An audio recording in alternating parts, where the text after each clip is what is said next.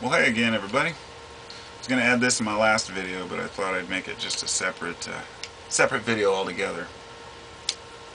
It's that old joke. I don't even want to say it. What is truth? What is truth? Man, it's like a joke on a cereal box. I saw this comic. It was just like a little.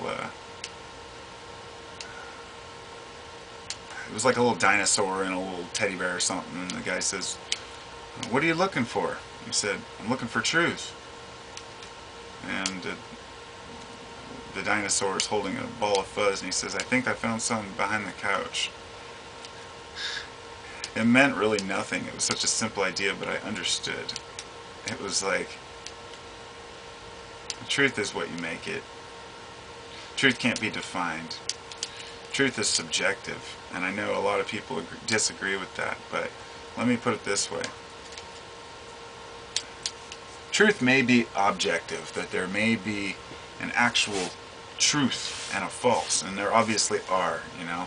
If somebody says you throw something up in the air and it'll keep going, well, you know that's not true because it'll fall down. You know, it's gravity. There's certain rules that we follow. When it comes to bigger truths, deeper truths, such as who are we, why are we here, these are ideas that can only be discussed. And when a person finds something that really resonates with them and feels good, they're going to attach to it. I know I have in the past, you know. When I got into Kundalini Yoga, the feeling that I got from that, you know, the rush. It wasn't just yoga in the sense of the practice itself. It was the reading, the learning. And I went through this point where I just felt so on top of the world. And I've had this feeling through various different practices and things that I've done in my life. That's what made me realize that, you know, it's very difficult to explain to someone who's found happiness only through one path their entire life, say like a religion. And then you try to explain to a person that there are more than one path, and they say no, there isn't, because their experience only shows one path. That was the one that brought them happiness. But it may very well be the first one they tried, you know. Very often it is. And there are people who move from religion to religion too, but for a person who's only experienced that one, it's very difficult to tell them, no, I have the same feeling of truth within my beliefs. But since I've found that truth through multiple sources, I know myself that it comes from more than one place. Truth. So, you know, we can try to label it and try to like write it down, and it seems like such a joke, you know, that we've spent so long as a species trying to like find this one truth about life, and it's either completely evasive, purposefully, and that's the way nature set it up, or it's not meant to be discovered. Or it's meant to be discovered, and this is what I believe, that it's meant to be discovered independently by each person. That people don't want to, or people aren't meant to just learn what life is and just go along their merry way. You know, each person has to put in the time and the dedication to understand themselves and the world. So, no amount of learning, no amount of listening will ever even touch the practice of living and existing.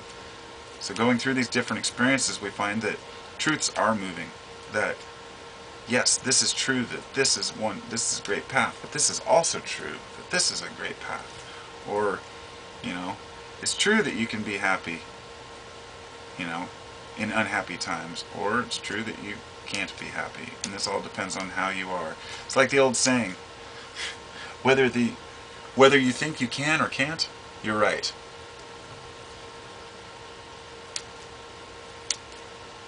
I know I talk up positive thinking a lot, and I realize that not everyone agrees with the method that, or my assessment that anyone can think positive, but I think that everyone would agree, or at least most people would agree, that thinking positive is healthier than finding the negative or finding the flaws.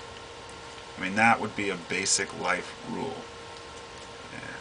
If I woke up in the morning and all I could think about was everything that's wrong in my life, like I used to, or have in the past during stressful times, and it's always stressful times, if I felt that way today, I would know something's wrong with my psyche, because it's not the world that's wrong. It's how we view the world that's wrong. And I guess it's hard to convey, but yes, there are things wrong with the world, and yes, there are things wrong with our world, the way we treat it, but just because there are things wrong doesn't mean that we always have a solution. And in order to have a solution, we have to have something to put in its place. And that's a very key element. Everybody talks about what's wrong, but, in other words, if we're going to tell somebody that what they think is not the truth, then we better have damn ample evidence to show that our truth is true. But we don't. We never do. Sometimes we do have small evidences, but people aren't willing to look at them because they don't want to change their view. It's like the old, don't confuse me with the facts, I've already made up my mind. So, remain open. Keep your opinions balanced. Keep your idea of truth open, You're the only one that can do it, I feel like preachy when I say this shit. Oh, you can do it. But, I just want to see people around me happy. It bums me out when I see people that are, always finding flaws and faults. It's unhealthy. And it's not the way that we are. It's one natural law we're not meant to break. If you see the world as a slime pit, a cesspool, then all you're going to do is contribute to that.